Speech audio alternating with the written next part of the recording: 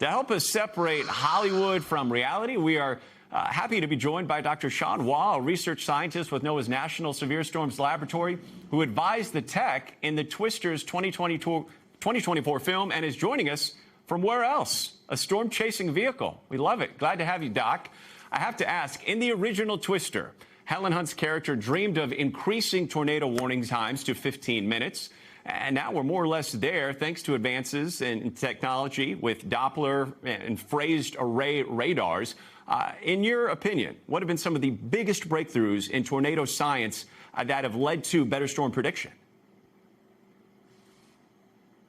Yeah, you're absolutely right. And thanks for having me on today. I think one of the greatest advancements that we've had in our ability to detect and warn for tornadoes is radar-based technology. And that's something the new recent film has really leaned into. The Doppler weather radars, the WSR 88Ds that the Weather Service has been using for decades, have really pushed those limits forward and allowed us to identify those precursors to events that are likely to lead to tornadoes.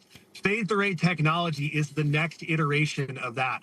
Faster update times mean it's seconds, not minutes, to get that life-saving information, which really drives a lot of advancement in our ability to warn for these events in the future and make sure that we're protecting life and property back home. So with these advances in the tech you mentioned, what can artificial intelligence actually help meteorologists do when it comes to predicting and understanding tornadoes here, when we've seen firsthand, you particularly, just how quickly everything can change? Absolutely. So there's a lot of products, especially that NOAA's National Severe Storms Laboratory is working on. Things like WASP-CAS, TORP, FEE. It's a lot of acronyms, but basically these are AI-driven and machine learning-driven programs that are designed to dig into the data, to look for patterns and recognize trends, sometimes faster than we can as an individual, especially when you have numerous storms and numerous events that are going on that require dividing a lot of attention. These types of products can absolutely help forecasters key in on storms that are about to produce tornadoes or other significant severe weather hazards and give them that lead time that they need to make sure that we're getting that warning information out in a timely fashion.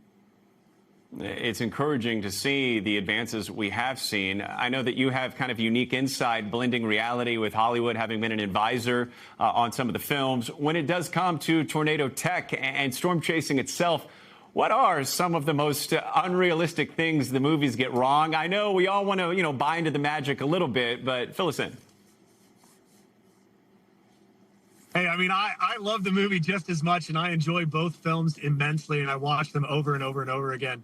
I think where things start to get dramatic, obviously, if you're driving through houses and deploying things in front of tornadoes, that instant sort of satisfaction of getting that feedback of that data, it usually doesn't happen that quickly. When we go out and we do research projects like this, we're collecting information, and then we spend months, if not years, studying that data, learning those patterns, and translating that information and that knowledge into products and warning services that we can carry forward. So I think one of maybe the bigger, dramatizations of things is that sort of instant gratification of doing something and then immediately knowing what happened. It doesn't happen that quickly in the real world.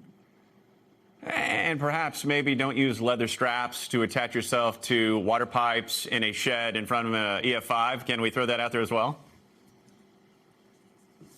Yeah, I definitely don't recommend doing anything that you see in either of those films. Obviously, if you're in the path of one of these types of storms, have a plan ahead of time, take shelter underground if you can, or just get into the interior room of your house, cover yourself as best you can. There are a lot of things that you can do to protect yourself, but leather straps on a pipe that goes down, 30 feet, I don't think that's a recommended path.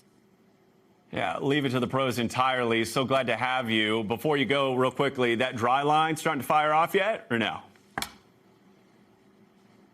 Yeah, so we're actually out in central Oklahoma right now. We've got a couple of teams out here. We're looking at tornadoes, and I'm actually sitting in NOAA's state-of-the-art hail camera vehicle that's designed to take pictures of hail in complete free fall before it hits the ground and breaks, so that we can get a better sense of how severe hail is falling as well as tornadoes. All part of the plan and all part of the research that we do here at NOAA's National Severe Storms Laboratory. Hey, you get some incredible hail footage. We'll have to have you back on. Doc, always a pleasure to have you joining us, and we'll see you next time. Safe chasing. We thank you for watching, and remember, stay updated on breaking news and top stories on the NBC News app or watch live on our YouTube channel.